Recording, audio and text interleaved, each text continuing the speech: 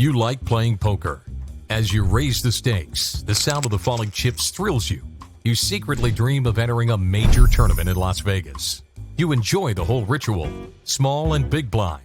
Someone checks, someone folds, and someone else goes all in. Maybe they're bluffing.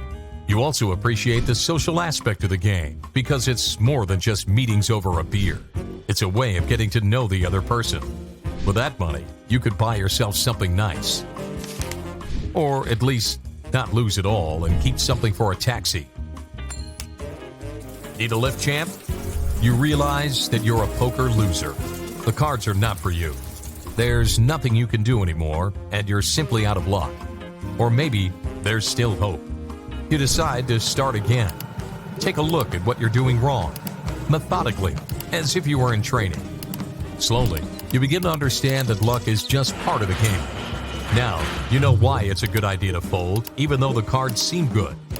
You know not only when to join the game, but also how much to bet to get the most out of it. You feel ready.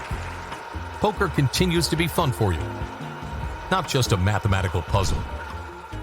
Probabilities and strategies are your additional strengths. This allows you to recognize the weaknesses of your opponents, and you start to beat your poker friends.